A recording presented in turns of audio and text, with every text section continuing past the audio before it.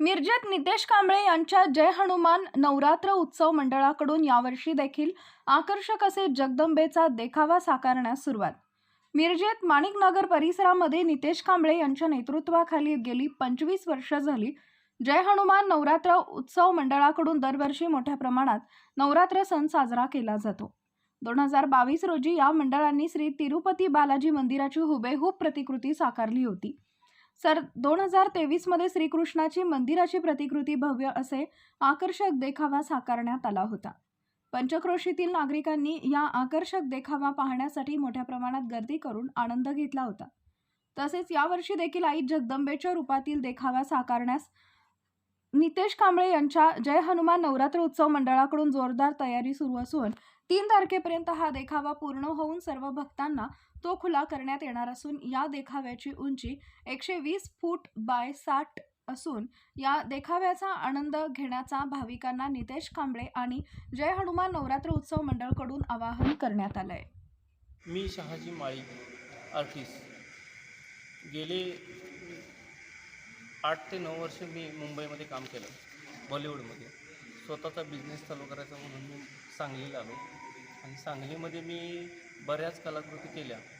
त्याच्यानंतर ह्यावर्षी जस्ट जय हनुमान मित्रमंडळ गेली 25 वर्षे नवरात्र उत्सव करत आहे।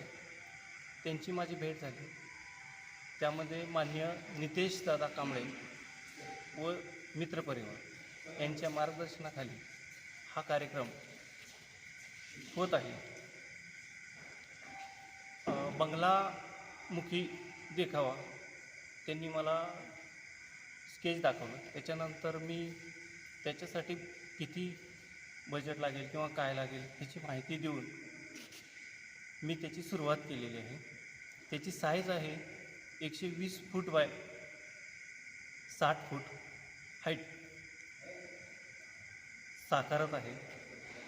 या मूर्तीला किंवा ह्या आकाराला गेले 15 दिवस झालं काम चालू आहे,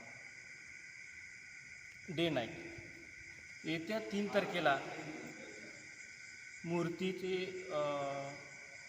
म्हणजे देखावाची स्थापना होणार आहे।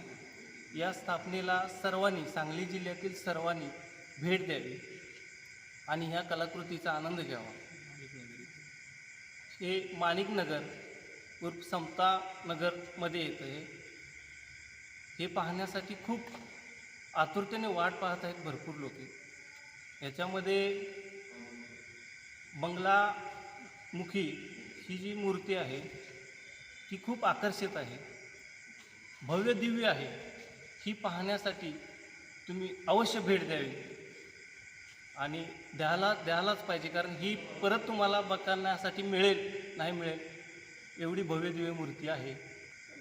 ही मूर्ती पश्चिम महाराष्ट्रामध्ये पहिल्यांदा समतानगर माणिकनगरमध्ये होत आहे।